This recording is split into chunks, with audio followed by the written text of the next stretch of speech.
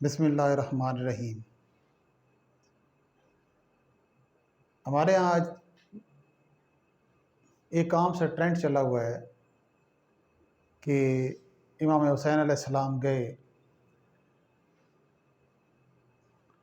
کربلا شریف میں، وہاں پر اس طرح واقعہ پیش آیا، اس طرح پیش آیا، اس طرح پیش آیا، دیٹس آل۔ اس کے بعد ہمیں اور کوئی بات نہیں ملتی، ہم جزید کے پیچھے لگ جاتے ہیں۔ جزید اس طرح تھا، کتا آدمی تھا، بڑی خراب حرکتوں کا مالک تھا، اس طرح تھا، اس طرح تھا، ٹھیک ہے جی۔ لیکن ہم حقیقت کے تناظر میں جا کے نہیں دیکھتے کہ جو یزید کا اصل سٹیٹس تھا وہ تھا کیا۔ ہم ایک دم شروع ہو جاتے ہیں، اس کے باپ کو بھی گالیاں دینا شروع ہو جاتے ہیں، اس کی اولاد کو بھی گالیاں دینا شروع کر دیتے ہیں۔ حالانکہ دیکھا جائے تو اس کی اولاد میں اس کا بیٹا جو تھا وہ اپنے باپ یزید کا ہی مخالف ہو گیا، کہ جس کو چند دن کی حکومت ملی اور پھر وہ حکومت کا بوجھ نہ اٹھا سکا، کیونکہ یہ جو کربلا کا واقعہ ہے نا، یہ اس کے دل و دماغ پر ایسے نقش ہو چکا تھا کہ وہ اس سے بڑا پریشان ہوا، اور اس نے کہا یہ تو جرم کا پہاڑ ہے، کہ یہ تو جرم کا ایک بہت بڑا بوجھ ہے کہ جو میں اپنے اوپر لیے پھرتا ہوں، ٹھیک ہے۔ اب وہ اس جرم کے پہاڑ کو اور بوجھ کو اپنے تلے نہ برداشت کر سکا اپنے آپ کو، اور وہ پھر وہاں سے حکومت چھوڑ کے چلتا بنا، اور شام یا مصر شام کی طرف غالباً جا کر وہ فوت ہو گیا۔ اسی طرح اگر ہم دیکھیں تو ابو جہل کا بیٹا جو ہے اکرمہ، وہ بھی ایک بڑے جلیل القدر صحابی بنے۔ ابو جہل دشمنی رسول میں اپنی ایک تاریخ رکھتا ہے، اپنا ایک عہد رکھتا ہے، جس نے بارہا مرتبہ حضور صلی اللہ علیہ وسلم کی عزت، جان، مال کو نقصان پہنچانے کی بے حد کوشش کی۔ بہرحال بحث کو سمٹ کرتے ہوئے، اس کو سمیرائز کرتے ہوئے، میں اپنے اصل ٹاپک کی طرف، جو کہ یزید کے بارے میں، کہ جو یزید کی حکومت تھی، امام علی مقام کو اس کے خلاف کیوں کھڑا ہونا پڑا۔ سوال ہے کہ امام علی مقام کربلا میں کیا کرنے گئے تھے، یزید کے خلاف کیوں لڑائی لڑی تھی۔ آخر یزید کی حکومت میں اس کی جو سلطنت ہے، وہاں پر اس طرح کا کون سا کام ہو رہا تھا کہ امام علی مقام کو آخر اتنا بڑا سٹیپ لینا پڑا کہ اپنے پورے کا پورا جو خانوادہ رسول ہے وہاں پر لٹا کے آ گئے، ٹھیک ہے جی، اور خود بھی شہید ہو گئے۔ صرف امام زین العابدین رضی اللہ تعالیٰ عنہ بچے، اور چند بیویاں، وہ وہاں سے پھر ایک لمبا چکر کاٹ کے، تو ایک بڑی تفصیل ہے اس بارے میں۔ تو مقصد ہمیں واقعہ کربلا بیان نہیں کرنا ہے، وہ بڑے بڑے علماء اور مفتی حضرات جو ہیں وہ بیان کرتے رہتے ہیں، لیکن ان میں سے کچھ کہ مجھے حیرت ہوتی ہے ان کے علم پر، کہ وہ جدید کے کردار پر کیوں نہیں روشنی ڈالتے، صرف واقعہ کربلا بیان کرتے ہیں۔ یہ کیوں نہیں بتاتے عوام کو کہ یزید غلط تھا، کس طرح غلط تھا۔ موجودہ دور میں بھی یزید کی کئی شکلیں موجود ہیں۔ نواز شریف کی شکل میں موجود ہے، زرداری کی شکل میں موجود ہے، سب سے بڑا عمران خان کی شکل میں موجود ہے، اور اس سے بھی بڑی شکل دیکھیں تو یہ جو صدر پرویز مشرف ہے، دیکھیں کس طرح کی زندگی بسر کر رہا ہے، ٹھیک ہے۔ وہ بالکل یہ یزیدیوں والے کام تھے۔ لال مسجد پر اس نے کس طرح حملہ کروایا، کس طرح کا سینیریو کریٹ کروایا، یزید کے یہی کام تھے۔ یزید کو دور حاضر میں آپ نے دیکھنا ہے تو یہ ہمارے جو پالیٹیشنز اور جو ہمارے جو یہ گورنمنٹس، چاہے وہ اب فی الحال اپوزیشن میں ہیں، یا جو ہمارے اس وقت گورنمنٹ کر رہے ہیں، موجودہ حکمران ہیں، جب یہ اپوزیشن میں تھے، یہ سارے جتنے پالیٹیشنز ہیں، سب کے کرتوت وہی یزیدیوں والے ہیں۔ انہوں نے عاشقان رسول کو بھی مارا ہے، ٹھیک ہے۔ اچھا جی، آپ دیکھتے ہیں کہ یزید جو ہے، اس کے دور حکومت میں کون سے ایسے کام ہو رہے تھے کہ حضرت امام علی مقام نے اس طرح کا انتہائی سٹیپ لیا، اور تھوڑی سی تعداد کے ساتھ وہاں پر لڑنے کے لیے پہنچ گئے۔ اصل مقصد آپ لڑنے کے لیے نہیں پہنچے تھے، وہ تو ایک الگ ایک داستان ہے کہ بچپن سے لے کے آپ کو شہادتوں کی پیشن گوئی ہوتی رہی۔ نبی پاک صلی اللہ علیہ وسلم نے بارہا مرتبہ کئی مقامات پر سیدہ خاتون جنت سے، مولا علی سے اور دوسروں کو بتایا تھا کہ میرا یہ بیٹا شہید ہوگا، امام حسن اس طرح شہید ہوگا، امام حسین اس طرح شہید ہوں گے۔ وہ ایک الگ داستان ہے، جو کہ تھوڑی تھوڑی میں اس کے اوپر ایک روشنی ڈالتا جا رہا ہوں۔ پھر امام علی مقام نے خود بھی کئی دفعہ کھیل میں دوسرے بچوں کو اپنا ساتھ بتایا۔ جبرائیل امین آئے، وہ مٹی کی شیشی بھری ہوئی، بھائی یہ سرخ ہو جائے گی، یہ بھی آپ لوگوں کو سب کو پتہ ہی ہے۔ یزید کیوں غلط تھا؟ کیا یزید بے نمازی تھا؟ کیا یزید نے حج نہیں کیا تھا؟ کیا یزید کلمہ نہیں پڑھتا تھا؟ کیا یزید قرآن پاک نہیں پڑھتا تھا؟ یہ سارے کام کرتا تھا۔ اچھا جی، دوسرے نمبر پہ آ جائیں۔ یزید نے اپنی حکومت کے اندر کون سے ایسے فحاشی والے کام رائج کر دیے، یا کون سی ایسے اسلامک لاز کی پریکٹسز جو کہ خلفائے راشدین کے دور میں جاری تھی اور اس کے دور میں ختم ہو گئی؟ ایسا بھی نہیں ہے۔ یہ زکوٰۃ کا نظام یہ حضور صلی اللہ علیہ وسلم نے دیا، اور اس کے بعد یہ جو پوسٹل کا ہے، ڈاک کا نظام یہ عمر فاروق رضی اللہ تعالیٰ نے دیا۔ یہ سارے اسلام کی پائس خلافت جو ہے، پائس خلافت، خلاف راشدہ، اس کے اندر یہ جاری رہے، یزید کے دور حکومت میں جاری رہے۔ یزید کی مجال نہیں تھی کہ ان میں سے زکوٰۃ کا نظام ختم کر سکتا۔ چلو ٹھیک ہے، پوری طرح لاگو نہیں تھا جس طرح آج کل ہمارے ہاں لاگو نہیں ہے، لیکن ختم نہیں کر سکا۔ بیت المال کا نظام رائج تھا۔ یہ یزید کو یہ چیزیں پسند نہیں تھیں، لیکن وہ ان کو ختم نہیں کر سکتا تھا۔ کیوں؟ کہ اسے پتہ تھا کہ صحابہ کرام اس کے دربار میں موجود ہیں اور چلتے پھرتے اس کی سلطنت میں موجود ہیں۔ ہو سکتا ہے کہ اگر میں اس طرح کروں تو یہ تو حضور صلی اللہ علیہ وسلم کے اور صحابہ کے چاہنے والے ہیں، یہ تو اس کو کچا کھا جاتے۔ اس کے اور کیا کام غلط تھے؟ جس طرح پرویز مشرف کا دور آپ صاحب نے دیکھا، اس نے لڑکیوں کی میراتھن ریس شروع کروائی، لڑکیوں کی جو سائیکل ریس ہے وہ شروع کروائی اس نے نماز سے منع نہیں کیا۔ پرویز مشرف نے نماز سے منع نہیں کیا، اس نے مسجدوں کو تالے نہیں لگوائے، ٹھیک ہے، اس نے اذان پہ پابندی نہیں لگوائی، اس لیے، اور وہ خود کہتا تھا کہ میں سید بھی ہوں۔ خانہ کعبہ شریف میں گیا ہے، دروازہ کھول کے اندر جا کے اذان دی ہے، وہ کہتا ہے میرے سے بڑا سید کون ہے کہ جس نے وہاں پہ اذان دی ہے۔ حضور صلی اللہ علیہ وسلم کا جو روضہ پاک کا دروازہ ہے وہ بھی اس کے لیے کھولا گیا ہے۔ کیا ان سب باتوں پہ ہم مان لیں کہ وہ صحیح ہے؟ نہیں۔ اسی طرح کا تھا یزید۔ اب اصل پوائنٹ کی طرف آ رہے ہیں کہ یزید کی مخالفت کیوں بنے؟ ہم یزید کو کسی طور پر بھی خلیفہ نہیں مانتے۔ خلافت صرف حضرت علی المرتضیٰ مولا علی مشکل کشا رضی اللہ تعالیٰ عنہ تک، بس۔ اس کے بعد مسلمان خلفاء وہ خلفاء کہ جن کو مسلمان علماء نے متمکن کیا اور وہ شریعت اسلامی کے پابند رہے، وہ والے۔ بات یہ تھی کہ اسلام میں بادشاہت کا تصور نہیں ہے، خلافت کا تصور ہے۔ نمبر ایک بات ہو گئی۔ دوسرا سب سے اہم پوائنٹ، جس طرح نبی کا بیٹا نبی نہیں ہو سکتا، وہ اللہ چاہے تو ہو سکتا ہے۔ ختم المرسلین حضور صلی اللہ علیہ وسلم کے بعد کوئی نبی نہیں ہے۔ آپ کے تینوں بیٹے 55 میں ہی اٹھا لیے گئے۔ اس کی وجوہات میں سے ایک وجہ یہ بھی ہے کہ پھر تینوں کا سٹیٹس کیا ہوتا؟ نبی کے بیٹے ہیں، حقیقی بیٹے ہیں، تو نبوت تو نہیں ہے، اس لیے اب ان کا جانا ٹھہر گیا۔ پھر آگے انا اعطیناک الکوثر کے مطابق حضور صلی اللہ علیہ وسلم کے نام کو اور نسل کو اللہ پاک نے کس طرح چلایا؟ فاطمی سادات کے ذریعے، اور آج ہم یہاں پر بیٹھے ہیں۔ خلیفہ کا بیٹا خلیفہ نہیں ہو سکتا۔ خلیفہ کے چننے کا معیار کیا ہے اسلام میں؟ اسلام میں یہ معیار ہے کہ اگر کوئی شخص، کوئی صحابی کہہ دے کہ میں خلیفہ بننا چاہتا ہوں، اس کا مطلب ہے وہ اس لائق ہی نہیں ہے، وہ اس قابل ہی نہیں ہے۔ اس کی اقتداء نہیں کی جائے گی، نہ اس کی بیعت کی جائے گی، وہ خلیفہ نہیں ہو سکتا۔ خلیفہ وہ ہوتا ہے کہ جس کو عمائدین ملت، عمائدین امت جو ہوتے ہیں، وہ مل کر ایک ایسے باشرہ اور اچھے آدمی کو، صوفی باصفا کو سلیکٹ کرتے ہیں اور اس کے منت اللہ کرتے ہیں کہ بھائی آپ ہمارے خلیفہ ہیں۔ سیدنا صدیق اکبر رضی اللہ تعالیٰ عنہ، وہ تو سرکار آپ کو بنا دیں۔ اس کے بعد عمر فاروق رضی اللہ تعالیٰ عنہ کو جب خلیفہ بنایا گیا تو دیکھ لیں خلیفہ کس طرح بنے۔ انہوں نے ہاتھ جوڑ کے معافی مانگی، بھائی میں خلافت قابل نہیں ہوں۔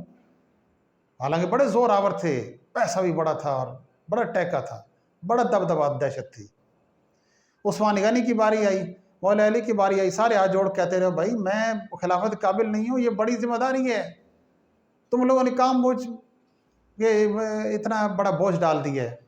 لیکن صاحب نے کہا نہیں جی، یہ تو آپ نے اٹھانا ہے، آپ کے ان کے بعد آپ کے علاوہ ایسا ہے ہی کوئی نہیں جو اتنا بڑا بوجھ اٹھا سکے، لیکن یزید کیا بادشاہ بن کے بیٹھ گیا، آپ کے والد محترم امیر معاویہ رضی اللہ تعالیٰ عنہ۔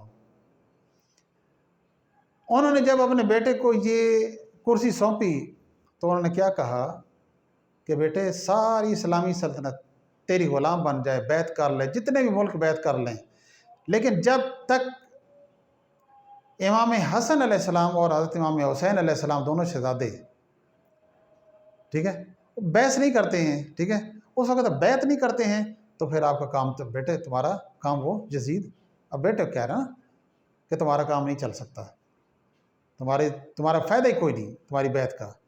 وہ ایک آواز لگائیں گے۔ اب اسی کی آلٹرنیٹ دیکھ لیں، یزید کہتا ہے میں بادشاہ ہوں، میں خلیفہ ہوں، وہ اپنے آپ کو خلیفۃ المسلمین کہلاتا تھا، ٹھیک ہے، لیکن مانتا اس کو خلیفہ کوئی نہیں تھا، جو اس کے چیلے چانٹے تھے، یا ایسا للو پنجو عوام جس طرح ہماری ہے۔ آج کل عمران خان کو ولایت اور خدا اور رسول کے درجے پر لے جا رہے ہیں۔ کئی ایسی ویڈیو دیکھی ہیں، وہ کہتے ہیں کہ اگر عمران خان نبوت کا دعویٰ کرتے ہیں ہم اس کو نبی مان لیں گے، ہم اس کی بیعت کر لیں گے، ہم اس کے امتی بن جائیں گے۔ آج سے زیادہ ضروری کام ہو گیا نواز شریف اور ہمارے یہ عمران خان کی استقبال اور ان کا کام کرنا، یہ ضروری بن چکا ہے۔ اگر خلیفہ کا بیٹا خلافت کا مجاز ہوتا، یا اگر ہم یہ کنسیڈر کریں کہ جی وہ کہے کہ جی میں نے خلیفہ بننا ہے، اور اگر مسلمان کو خلیفہ تسلیم کر لیں تو پھر اب ضرور زمین پر حضرت امام حسین علیہ السلام سے برتر اور بڑی ہستی تھی کوئی نہیں۔ آپ ایک چھوٹے سے مکان میں رہتے تھے مدینہ پاک میں، اور مدینہ پاک میں رہتے ہوئے، مدینہ پاک گڑھ ہے جہاں سے اسلام پھوٹ رہا ہے، فاران کی چوٹیاں، مکہ شریف، مکہ اور مدینہ میں رہ رہے ہیں، ٹھیک ہے، مدینہ پاک میں موجود ہیں، اور ساری امت اسلامیہ جو ہے، امت مسلمہ ساری کی ساری آپ کی طرف دیکھ رہی ہے، لیکن آپ نے خلافت کا اعلان نہیں کیا۔ اور اگر یہ بالکل کانفیڈنٹلی، آنیسٹلی اینڈ پرامسلی میں یہ کہہ رہا ہوں پورے وثوق کے ساتھ کہ اگر آپ خلافت کا اعلان کر دیتے اپنے آپ ہی کہ جی میں خلیفہ ہوں، تو بلا شبہ پوری امت مسلمہ آپ کے پیچھے ہوتی۔ آپ کو کچھ بندوں نے اشارہ بھی دیا کہ جناب خلافت آپ کریں، آپ نے کہا نہیں، جب تک مجھے منتخب نہیں کیا جاتا نہیں، میں اس بار کو اٹھانے کے قابل نہیں ہوں۔ تو یزید آپ کے الٹرنیٹ جو ہے وہ خلافت کا اعلان کر رہا ہے اور بیعت لے رہا ہے، زبردستی دھونس کی بیعت، بدماشی کر رہا ہے، تو اسی بدماشی کی وجہ سے اس سے کچھ غلط کام ہوتے چلے گئے۔ یہ مین چیز تھی، ٹھیک ہے۔ پھر دوسرا، کوفہ والوں نے خط لکھے، بے وفائی کی، 40,000 خطوط، وہ گٹو، وہ جو تھیلے ہوتے ہیں وہ بھرے ہوئے، تو آپ کو پتہ تھا کہ یہ بے وفا ہیں سارے، لیکن وہاں پر جانا ضروری ٹھہر گیا، کیونکہ انہوں نے کہا تھا کہ اگر آپ نہ آئے تو یا حسین ہم پھر قیامت والے دن آپ کے نانا جان سے شکایت کریں گے۔ جناب دین کو بچانے کے لیے یہ دین کی رنگینیاں، یہ جو یزید پھیلا رہا تھا نا، اور یہ جو زکوٰۃ کا نظام یہ بھی رکا پڑا تھا، ٹھیک ہے، اور دوسرے جتنے بھی نظام تھے نا، عدل و انصاف کا، یہ سارے کے سارے رکے ہوئے تھے۔ ان سب کو پریکٹس میں لانے کے لیے، ان سب کو کنٹینیو کرنے کے لیے جناب آپ آئیں، اسلام کو بچائیں، اسلام کی اصل روح کے مطابق اس کو زندہ کیجئے۔ لیکن آپ کو بہت لوگوں نے روکا، حضرت عباس رضی اللہ عنہ نے بھی کہا، دوسرے صحابہ نے بھی کہا نہ جائیں جی، حالات بڑے خراب ہیں، لیکن آپ نے کہا میں جاؤں گا، یہ نہ، میں حجت پوری کرنے جا رہا ہوں، شہادت تو ہونی ہے، یہ تو مجھے پتہ ہی ہے۔ بہرحال کربلا کے واقعات بڑے لمبے چوڑے ہیں، دوسری جگہ آگے چل کے ہم دیکھتے ہیں جو سارے کا سارا کربلا کا واقعہ نمٹ گیا، عصر کا وقت ہے، امام علی مقام نے بھی شہادت پیش کر دی، اور آخری وقت میں سجدہ جو کیا، میرا تو ایمان ہے کہ وہ سجدہ آج بھی جاری ہے، کیونکہ سجدے کی حالت میں ہی امام علی مقام نے شہادت پیش کی ہے۔ سر اقدس جس وقت گلیوں بازاروں سے گھومتا ہوا وہاں پہنچا نیزے پر یزید کے دربار میں، یزید نے بڑی قبیح اور گندی حرکت کی، ایک چھڑی کے ساتھ وہ آپ علیہ السلام کے ناک مبارک کے نتن مبارک اور کانوں اور منہ میں وہ چھڑی سے ہلانے لگا۔ ایک صحابی نے اس کو لعنت ملامت کی، جس پر وہ رک گیا، لیکن وہ یہ حرکت کر چکا تھا۔ اب کچھ لوگ یزید کو کہتے ہیں کہ بھئی یہ ایک صحابی کا بیٹا ہے، اس بارے میں زبان درازی نہ کریں تو اور کیا کریں اس کو؟ اگر اس پر اللہ رسول کی لعنت ہم ڈالیں نہ ڈالیں، اللہ رسول کی لعنت آلریڈی ہے اور پرماننٹلی ہے، وہ انشاءاللہ شیطان کا بھائی ہے اور شیطان کے ساتھ ہی وہاں پر رہے گا۔ تو کچھ ہمارے ہاں طبقات اس طرح کے موجود ہیں جو یزید کو بالکل بری ذمہ کہتے ہیں، اس کو رضی اللہ تعالیٰ عنہ بھی کہتے ہیں۔ تو ان سے صرف ایک سوال ہے کہ میں دوسرے مکاتب فکر اہل تشیع اور بریلوی مسالک کے جو علماء ہیں ان سے ہٹ کے، حضرت مودودی رحمۃ اللہ علیہ جماعت اسلامی کے بانی تھے اور ماشاءاللہ بڑے عالم بھی تھے، ان کی کتاب کا میں نے ایک پڑھا، انہوں نے کہا کہ اگر کوئی یہ سمجھتا ہے کہ یزید بری ذمہ ہے، یزید بے قصور ہے، تو وہ صرف اتنا ہی سمجھ لے، ایک کامن سینس کی بات ہے کہ ایک جو سربراہ مملکت ہے اس کے دور میں یہ واقعہ پیش آ رہا ہے، اور واقعہ بھی چھوٹا موٹا نہیں ہے۔ حضور نبی کریم صلی اللہ علیہ وسلم کے بعد دیکھیں بڑی ساری احادیث شریف موجود ہیں امام علی مقام کے بارے میں، حضور صلی اللہ علیہ وآلہ وسلم کی۔ تو حضور صلی اللہ علیہ وآلہ وسلم نے حسین پاک کے ساتھ بڑا ہی لاڈ کیا اور بڑی تیاری کروائی۔ اب کچھ لوگ کہتے ہیں جی یزید کو اس بارے میں معلوم نہیں تھا، وہ تو جو لشکر اس نے بھیجا تھا وہ امام علی مقام کو اور آپ کے خانوادہ کو، جو آپ کا خاندان تھا، ان کو بچانے کے لیے، کیونکہ شرپسند عناصر ارد گرد موجود تھے، اس لشکر کے اندر موجود تھے، تو اسپیشل دستہ ایک بھیجا تھا بھائی ان کو بچانا امام علی مقام کو۔ تو کسی بھی طبقہ فکر کی کتاب اٹھا کے دیکھ لیں تو ہمیں یہ پتہ چلتا ہے کہ کہیں بھی نظر نہیں آیا کسی بندے نے بچانے کی کوشش کی ہو، سب کے سب نے مل کر امام علی مقام اور آپ کی آل اولاد پر حملے کر کر کے آپ کو سب کو شہید کیا۔ چلے جی جہاں تک بھی بات نپٹ گئی۔ پھر یزید نے ایکشن کیوں نہیں لیا؟ پورے لشکر کو ابن زیاد سمیت، شمر اور شمریوں سمیت، اور جو قاتلان حسین تھے ان کو گرفتار کیوں نہیں کیا؟ وہ تو بلکہ الٹا سر حسین کے ساتھ بے ادبی اور گستاخی بے ادبی کرتا رہا۔ اس نے تو وہ بعد میں بجائے شرمندہ ہونے کے، یہ جو کچھ لوگ ڈھونگ رچاتے ہیں نا کہ شرمندہ ہوا تو اس نے وہ یوں کیا، کچھ نہیں کیا اس نے۔ خانہ کعبہ پر سنگباری کروائی اس نے، مدینہ طیبہ میں مسجد نبوی میں کئی دن تک اذان نہ ہو سکی، حضور صلی اللہ علیہ وسلم کے روضہ پاک کے پاس اس خبیث نے اپنی فوج کے گھوڑے بندھوائے۔ کیا یہ نہیں پتا تھا اس کو یہ فوج کس لیے اس نے بھیجی تھی؟ اس نے کہا تھا کہ مدینہ شریف میں طوفان مچا دو، جا کے بچے ذبح کر دیے انہوں نے۔ مدینہ شریف میں رہنے والی کون ہیں؟ وہ حضور صلی اللہ علیہ وسلم کی بیٹیاں ہیں، چاہے وہ سادات تھیں غیر سادات تھیں، حضور صلی اللہ علیہ وسلم کے زیر سایہ ہیں۔ یہ جدیدی لشکر نے ان کی آبرو ریزی کی، ان کے ساتھ ریپ کیا۔ حضور صلی اللہ علیہ وسلم کا مزار اقدس، گنبد خضرہ پاک، اور پاس ہی وہ مسلمان بچیوں کے ساتھ زیادتیاں کر رہے ہیں، اور مسجد نبوی میں گھوڑے باندھے جا رہے ہیں۔ گھوڑے کیا گندگی نہیں پھیلا رہے تھے؟ یہ حضور صلی اللہ علیہ وسلم کی مسجد کے ساتھ اس ذلیل انسان نے کیا کیا؟ اور پھر کچھ لوگ کہتے ہیں کہ وہ بری ذمہ ہے، وہ بجائے شرمندہ ہونے کے، اسے پتہ تھا، اس نے لشکر بھیجا اسی لیے تھا، یا بیعت لو یا پھر اڑا دو، شہید کر دو۔ اور وہ لوگ جو سامنے لشکر میں موجود تھے وہ کیا کہتے تھے؟ حسین ذرا جلدی کرنا، اب اکیلا تو ہی رہ گیا لڑنے کے لیے، یا بیعت کر لو کیونکہ جمعے کا وقت ہو رہا ہے، خطبہ ہے، اذان ہونی ہے اور ہم نے جمعہ پڑھنا ہے۔ سامنے بھی اذانیں ہو رہی تھیں، ادھر بھی حسین پاک اذان دے رہے تھے۔ یہ اذان افضل تھی، ان کی اذان کو اللہ نے پوچھنا ہی کوئی نہیں۔ بہت بڑا سوال اٹھتا ہے، وہ کہہ رہے ہیں ہمارے جمعے کو دیر ہو رہی ہے، حسین جلدی آؤ، یا بیعت کرو یا پھر شہید ہو جاؤ۔ بڑے بڑے گندے الفاظ انہوں نے استعمال کیے۔ تو یہ ذرا تھوڑا سا سمجھنے کی چیز ہے، اتنا زیادہ باریکی میں جا کر تو کرنے کی ضرورت نہیں ہے۔ واقعہ کربلا کتابیں اور یوٹیوب بھری پڑی ہے، سارے سنتے ہیں، لیکن یہ ایک دو چھوٹے چھوٹے نقطے میرے ذہن میں آئے تھے، تو کچھ سوال بھی تھے۔ عام طور پہ کبھی میسیج کے ذریعے چیٹ ہو جانے، یا کبھی کوئی نہ کوئی بندہ آ کے بیٹھ جاتا ہے، تو وہ بھی سوال کرتا ہے کہ جناب کوئی بتائیں تو صحیح نا، تو پھر یہ ضرورت پیش آئی کہ چلیں چھوٹی سی ویڈیو جو ہے نا یہ بناتے ہیں اور آپ کے علم اضافہ کرتے ہیں اور اپنے علم میں بھی اضافہ لاتے ہیں. اللہ تعالیٰ یہ قبول فرمائے. والسلام علیکم ورحمۃ اللہ وبرکاتہ.